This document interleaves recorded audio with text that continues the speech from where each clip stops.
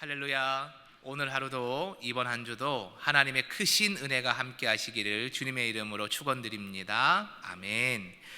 오늘의 본문 말씀은 이스라엘 지파들이 이제 가나안 땅에 들어가서 땅 분배를 마무리하는 과정을 기록하고 있습니다. 특별히 이미 땅 분배를 받은 우리 5지파가 있지요. 그 5지파를 제외한 이 7지파에 대한 땅 분배의 말씀입니다. 요단 동편을 차지한 우리 2지파 반이 있었죠. 모세가 살아있을 때 이미 그 땅을 받은 지파가 있고, 지난 말씀에서 다루었던 요셉 그리고 유다 지파, 대단히 큰 지파죠. 그 지파 외에 이제 7지파가 남았다라는 겁니다. 이 땅 분배에 대해서 여러 가지 갈등의 과정이 있었는데 그것이 어떻게 은혜롭게 해결이 되고 하나님 앞에서 영광이 되었는가를 오늘의 말씀을 통해서 나누어 보려고 합니다. 말씀을 자세히 들여다보겠습니다. 오늘 본문 2절과 3절을 제가 받들어 읽겠습니다. 그러나 이스라엘 자손 중에 그 기업의 분배를 받지 못한 자가 아직도 7지파라. 여호수아가 이스라엘 자손에게 이르되 너희가 너희 조상의 하나님 여호와께서 너희에게 주신 땅을 점령하러 가기를 어느 때까지 지체하겠느냐. 아멘. 여호수아가 땅 분배를 하지 못한 나머지 7지파를 책망하고 있는 대목입니다. 왜 여호수아가 화를 내면서 책망을 했을까요? 이 3절에 이 지체다는 단어가 있는데요, 달리 표현하면 머뭇거리는 거죠. 일부러 머뭇거렸다는 겁니다. 왜 그럴까요? 왜 7지파는 다른 5지파가 이미 땅을 차지했을 때 우리도 갖고 싶은 마음이 있을 텐데 왜 지체하며 머뭇거렸을까요? 분명한 이유는 오늘 본문에 기록되어 있지는 않습니다. 하지만 미루어 짐작해 보건대 불만이 있었기 때문이겠지요. 먼저 땅을 차지한 유다와 요셉 자손이 자신들보다 이미 더 좋은 땅을 가져버렸다. 이제 남은 땅 뭐 그렇게 좋은 게 있느냐, 산지와 척박한 토지밖에 없는 것 같은데 왜 우리에게 이런 거 주느냐라는 불만이 있었을 것이고, 그 불만이 있는 땅도 물론 넓으니 그 중에 더 좋은 것을 차지하려고 7지파의 수장들이 머리싸움을 한 것이 아닌가, 그것이 불만으로 이어진 것이 아닌가, 충분히 이렇게 예견해 볼 수 있다라는 겁니다. 아무튼 분명한 것은 좋은 이유로 하나님 보시기에 참 괜찮다라고 생각되는 그런 믿음의 모습은 아니었을 거라는 것이죠. 여기에 대해 여호수아가 7지파를 모아놓고 특단의 대책을 명령합니다. 본문 4절입니다. 너희는 각 지파에 3사람씩 선정하라. 내가 그들을 보내리니 그들은 일어나서 그 땅에 두루다니며 그들의 기업을 따라 그 땅을 그려가지고 내게로 돌아올 것이라. 아멘. 짧은 한 문장 같지만 3가지 명령을 지금 하고 있습니다. 첫 번째는 7지파에게 명령하는 거예요. 각 지파당 3명씩 대표자를 뽑아라 라는 것이고, 두 번째는 이 너희들이 가져야 되는 아직 분배받지 아니한 남은 땅을 3명씩, 총 21명이죠, 조를 짜가지고 한 바퀴 쭉 돌아봐라. 마지막 3번째는 뭐예요? 그 땅을 지도로 그릴 텐데 너희들이 가져야 되는 7등분의 땅으로 그려가지고 나눠가지고 와라 라는 겁니다. 여러분, 지파별로 3씩 뽑으라는 것은 일종의 땅 분배를 위한 어떤 위원회를 구성하는 거죠. 우리도 교회 건축이나 리모델링을 위해서 TF팀이 있듯이 당시에도 이 땅 분배를 위한 TF팀을 만들라라는 것이죠. 공정하게 땅을 분배하기 위한 효율적인 지혜라고 보여집니다. 그리고 이 팀이 가나안의 남은 땅을 같이 다 돌아보고 나서, 누구 하나 빠지면 나중에 오해가 생기니까 같이 돌아보고 나서 땅의 지도를 한번 그려보라는 거예요. 공정하게 7등분을 해보라는 겁니다. 여기 7등분은 어떤 지파가 어떤 땅을 가진다 결정하라는 게 아니라 그냥 고르게 7등분을 해서 임의로 가져와 보라라는 겁니다. 이 명령에 7지파는 다 순종합니다. 왜 순종할까요? 인간적인 생각이 다 똑같아서 순종하는 것이 아니라 여호수아의 명령이 곧 하나님의 명령이기 때문에 순종했다라는 겁니다. 본문 10절입니다. 여호수아가 그들을 위하여 실로의 여호와 앞에서 제비를 뽑고 그가 거기서 이스라엘 자손의 분파대로 그 땅을 분배하였더라. 아멘. 앞선 1절 말씀을 먼저 여러분 눈으로 보시죠.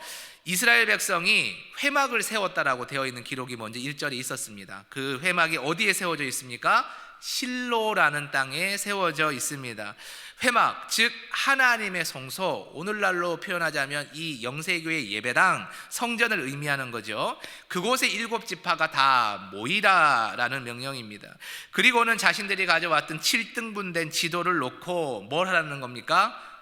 7등분되어 있으니까 1번부터 7번까지 숫자 매겨놓고 이제 그것을 어느 지파에게 돌아갈지 제비뽑기 하라는 거예요.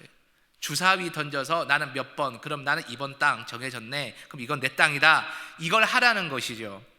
여기에서 제비는 우리가 흔히 아는 대로 시쳇말로 운이 좋아서 당첨되는 것을 뜻하는 것이 아닙니다. 구약 성경에서 여러분 제비 뽑기는 뭘까요? 하나님께 선택권을 드리는 믿음의 행위로 이해가 됩니다. 특별히 지금 이 실로 땅은 어떤 땅이에요? 하나님의 성전이 있는 땅이고, 하나님의 성소 앞에서 뽑는다는 것은 뭡니까? 하나님께 100% 맡기고 하나님의 뜻에 따라 순종하겠다는 거예요. 산지가 뽑히면 저 산지는 하나님이 주신 산지니 복된 땅이고, 저 농지가 뽑혀도 하나님이 주신 땅이니 똑같이 복된 땅이다, 이 고백을 가지고 하나님께 나아가라 라는 것이죠. 여러분, 모세도 여호수아도 존경받는 사람들이었지만 그래도 사람입니다. 이 사람들이 임의로 너가 저 땅 가져라고 정해주면 어떤 문제가 생깁니까? 불만이 생기는 거예요. 그러나 하나님이 정해주는 거라면 인간이 감히 불만을 가질 수 없고 가져서도 안 됩니다. 실로에서 제비 뽑기는 바로 이 신의 한 수, 하나님의 한 수였던 것이죠. 실제로 실로는 이때부터 무려 400년 동안 이스라엘의 종교 중심지로 남아 있었습니다. 나중에 다윗 왕이 예루살렘 성전으로 이 언약궤를 옮기기 전까지는 그러했다라는 겁니다. 우리도 인생을 살아가다 보면 다툼이 있을 때가 있습니다. 이것이 더 좋아 보이고 내가 저걸 갖고 싶고, 그런데 다른 사람 눈치는 보이고, 이럴 때가 많이 있습니다. 교회 안에서도 솔직히 그렇고 세상에서는 말할 나위가 없지요. 그런데 우리는 이런 상황 가운데 결정을 해야 되잖아요. 근데 고려해야 될 것이 분명히 있다는 거예요. 이것은 상대적 기준이 아니라 절대적 기준입니다. 무엇이겠습니까? 하나님의 뜻입니다. 하나님이 과연 이것을 어떻게 바라보고 계시는가, 하나님이 이것을 나에게 주시는 것이 맞는가 아닌가를 분명한 사인을 가지고 행동해야 된다는 거예요. 그 결과가 하나님 주시는 그 사인, 그 마음이 당장에 나한테 이득이 안 됩니다. 손해가 되는 것 같아요. 그렇다도 반드시 순종해야 됩니다. 여러분, 이것이 신앙입니다. 잘 안 되고 어려운 게 신앙 같아도 계속해서 따라가는 것이 신앙의 훈련입니다. 광야 40년 이스라엘 백성들 쉬웠겠습니까? 기뻐서 따라갔겠습니까? 그러나 하나님 명령이니까 꾹 참고 원망하지 않고 따라가는 가운데 가나안 땅을 보았다라는 것이죠. 똑같습니다. 내 눈에 좋아 보이는 것을 가진다고 반드시 지금 당장 잘 되는 것이 아닙니다. 비록 하나님의 뜻이 이해가 안 간다고 할지라도 하나님이 허락하시는 것을 쫓아가면 반드시 복을 경험할 줄 믿습니다. 약속의 가나안이 우리 가운데 나타날 줄 믿습니다. 우리의 욕심이 아니라 하나님의 말씀을 따라 살아가는 삶이 바로 신앙인의 삶임을 기억하는 은혜가 우리 모든 성도님들이 있기를 간절히 바랍니다. 아멘. 다음으로 본문 11절에서 28절까지 말씀을 보면요, 여러 지파 중에 특별히 가장 약체 지파입니다. 가장 약한 지파 베냐민 지파가 기업을 분배받는 사건을 자세하게 기록해 놓았습니다. 저희가 오늘 말씀을 읽을 때도 이 발음이 잘 안 될 정도로 어려운 지명들이 많이 등장했는데요, 구약학자들이 다 연구를 해봐도 정확히 이 지명이 지금 중동 땅 어디인가를 모르는 곳도 있어요. 그래서 이 지명을 외우는 것이 중요한 것이 아니라 지정학적으로 어디에 위치했다는 게 중요한 게 아니라 이 땅을 분명히 누구에게 주셨다는 거예요? 하나님이 베냐민에게 주셨다는 것을 우리가 기억하는 것이 더 중요하다라는 겁니다. 자, 여러분, 베냐민이라는 사람은요, 야곱의 11번째 아들이고 요셉과 똑같이 어머니가 같죠. 라헬의 소생입니다. 야곱은 죽기 전에 베냐민을 향해서 이렇게 축복합니다. 너는 물어뜯는 이리가 될 것이다. 이게 축복인지 저주인지 조금 헷갈리는 말 같은데요, 이 축복입니다. 뭐냐면 물어뜯는 이리가 뭐냐? 힘이 있다는 거예요. 강력하다는 거예요.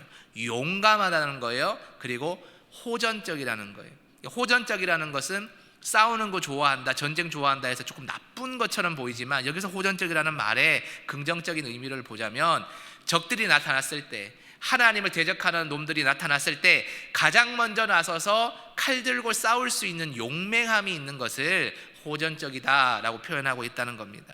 실제로 여러분, 베냐민 지파에서요, 초대 임금인 사울 왕이 태어났습니다. 분명히 의미하는 바가 있다는 거예요. 그리고 우리 사사 시대에 가장 용감했던 사람 누굽니까? 왼손잡이 에훗이 나타난 지파가 베냐민이다라는 겁니다. 자, 그런데요 여러분, 이 베냐민 자손이 얻은 땅의 위치를 가만히 보면 어떤 자손과 어떤 자손 사이에 끼었다라고 되어 있습니까? 유다 자손과 요셉 자손 중간에 탁 끼어 있다고 11절에 기록되어 있죠. 여러분, 끼어 있으면 뭘 봐야 됩니까? 눈치를 봐야 됩니다. 심지어 이 지파들이 강력한 힘을 가진 지파들이라면 우리 속담에 고래 싸움에 새우등 터진다라는 말처럼 이 베냐민은 늘 이 상황이 썩 좋지 않다라는 겁니다. 그런데요, 좋지 않은 상황을 기쁨으로, 감사로 바꿀 수가 있어요. 어떻게 하면 그럴까요? 하나님을 의지할 때 그렇게 변합니다. 지정학적으로는 쉽지 않은 위치에 놓였지만, 그러나 그렇기에 우리는 하나님밖에 없다, 하나님 붙들고 살아야 한다, 이 순수한 믿음을 가지고 살아간다면 베냐민은 그의 아버지 야곱이 축복한 대로 물어뜯는 이리가 되어서 두각을 나타낸다라는 겁니다. 그들이 얼마나 하나님 앞에 겸손하고 충성되게 살았으면 좀 전에 제가 언급해드린 대로 이스라엘 왕국의 초대 임금 사울이 배출되었겠어요. 왜 하나님이 사울을 베냐민 지파로부터 세우셨겠어요? 다 이유가 있다라는 겁니다. 사랑하는 성도 여러분, 하나님만을 의지하시기 바랍니다. 어제 담임 목사님 설교 말씀 여러분 다 듣고 도전받으신 분들이 참 많다고 제가 듣고 있는데요, 담임 목사님의 설교 말씀 중에 이런 메시지가 있었잖아요. 내가 소망이 없다, 내가 이것도 해보고 저것도 해보고 심지어 기도까지 다 했는데 나에게는 소망이 다 없다, 소망이 다 끊어졌다. 그때 모든 것 내려놓고 하나님 앞에 엎드릴 때 어떤 일이 일어난다 그럽니까? 하나님의 구원이 나타난다라고 전파하셨죠. 여러분, 이것은 성경 전체를 관통하는 메시지예요. 내가 뭔가 하려고 하고, 내가 기도를 끝까지 하고, 내가 100일 기도하고 1000일 기도하고 1000번째 드리면 뭐가 될 거라고 생각을 해요. 아니라는 거예요. 그것이 다 깨어지고 나서 하나님, 저는 제가 할 수 있는 모든 것을 했지만 안 됩니다, 하나님밖에 없습니다 하고 엉엉 울 때에, 하나님을 의지할 때에 하나님의 구원의 크신 손이 편팔이 나타나서 여러분의 어려운 환경을 고치시고, 병을 고치시고, 마음을 고치시고, 신앙을 회복하셔서 하나님의 영광을 여러분의 인생을 통해서 드러내신다라는 말씀입니다. 여러분, 마찬가지예요. 베냐민이 그렇게 살았다라는 겁니다. 그 지파의 후손들이 그렇게 살았다라는 겁니다. 지금 당장 지금 우리의 환경이 유리한가 좋은가 나쁜가 아닌가에 함몰되면 안 됩니다. 이것은 세상에 속는 거고 사탄에게 지는 겁니다. 여러분, 신앙인은요, 밭을 탓하지 않는다는 말이 있습니다. 물론 농사를 짓는데 밭이 상태가 좋아야 뭐 좋은 농작물이 생기겠죠. 그러나 정작 이 농작물을 키우고 재배하게 하시는 분은 누굴까요? 하나님이에요. 그래서 신앙인은 하늘을 바라보고 살아가야 된다라는 말이 있습니다. 여러분, 하늘에 계신 우리 하나님 아버지만을 의지하며 나아가실 때 여러분의 삶에 승리와 구원과 능력이 나타나는 경험을 매일매일 하며 살아가는 은혜가 있기를 간절히 바랍니다. 이제 설 연휴가 시작됩니다. 어느 자리에 계시든지 어떤 이들과 만나시든지 구원의 하나님, 승리의 하나님을 꼭 증거하시기 바랍니다. 혹여나 친인척들 가운데 나는 소망이 없어, 그냥 이대로 살다 죽어야지 뭐, 하나님 주신 귀한 생명을 살아가는데도 이렇게 정말 허무한 말을 하는 분들을 만나게 된다면 그분이 신앙인이든 아니든 여러분 권면해 주십시오. 주님 앞에서 소망이 있음을 고백하시고 여러분의 따뜻한 손과 따뜻한 말과 따뜻한 영혼의 울림으로 하나님의 소망을 증거하는 기쁨을 누리시기를 간절히 축복합니다. 아멘. 이 시간 합심하여 기도하겠습니다. 이렇게 한 문장으로 기도했으면 좋겠습니다. 하나님만을 의지하는 우리가 되게 하여 주옵소서. 세상에 다른 것들 참 의지할 것들이 있지만 그러나 그것들 다 헛된 것이라 알고 다 꺾어버리고 세상에 속지 않고 사탄에 함몰되지 않고 하나님만 의지하는 우리 되게 하여 주시옵소서. 다 함께 주여 한번 외쳐 부르고 통성으로 기도하며 나아가겠습니다. 주여, 하나님 아버지, 하나님만을 의지하기 원합니다. 베냐민 지파 참으로 연약하고 보잘것없는 지파입니다. 좋은 지정학적 땅을 받은 것도 아닙니다. 그러나 그 지파 가운데서 이스라엘의 초대 임금이 나오고 이스라엘을 구원하였던 용감한 왼쪽 손 사사 바로 에훗이 나왔습니다. 하나님만을 의지했을 때 하나님이 그 작은 지파와 그 보잘것없는 환경 가운데서도 하나님의 영광의 손이 나타났음을 이 시간 목도합니다. 하나님, 우리도 베냐민 지파처럼 하나님을 의지하게 하여 주시옵소서. 7지파가 땅 분배를 했던 것처럼 하나님의 그 뜻만을 바라보며 하나님께 의지하게 하여 주옵소서. 오직 하나님을 의지하고 하나님을 따라가고 순종할 때 우리에게 은혜가 주어짐을, 평안이 주어짐을, 안정이 주어짐을, 승리가 주어짐을 고백합니다. 하나님, 설 연휴가 다가옵니다. 연휴 가운데 지치고 힘든 사람을 만났을 때 그들에게도 이 마음을 전하는 우리가 되게 하여 주옵소서. 축복의 통로가 되게 하여 주시고 하나님만이 소망임을 고백할 수 있는 축복의 통로 되게 하여 주셔서 우리를 통해 다툼이 아니라 승리가 나타나고 연합이 나타나고 하나님을 깨달아 알 수 있는 복음이 드러날 수 있는 놀라운 한 주간의 설 연휴가 되게 하여 주시옵소서. 하나님, 오랜 시간 신앙인으로 살아왔다 자부하면서도 우리는 하나님만을 의지하지 못한 때가 많았음을 부끄러운 마음으로 주님 앞에 통해 자복합니다. 하나님, 그러면서 오늘의 말씀 가운데 깨닫습니다. 연약해도 내가 가진 환경이 보잘것없어도 하나님이 다른 사람들에게는 많은 거 주셨는데 왜 저에게는 아무것도 주시지 않았습니까? 원망하는 그 자리에서도 하나님은 우리를 붙들고 계시고 앞으로도 인도하시겠다는 약속을 주심을 깨닫습니다. 하나님, 우리의 남은 여생이 몇 년이든 몇십 년이든 간에 베냐민 지파가 그랬듯이 하나님만을 붙들고 의지하며 나아가기를 결단합니다. 그러니 하나님, 매일매일 우리가 하나님 안에서 승리하게 하여 주옵소서. 구원의 하나님을 만나게 하시고 또 우리를 인도하시는 하나님을 만나게 하여 주셔서 매일매일이 하나님과 더불어 행복하고 아름다운 인생이다 노래하며 고백하는 믿음의 영광을 세워가게 하여 주옵소서.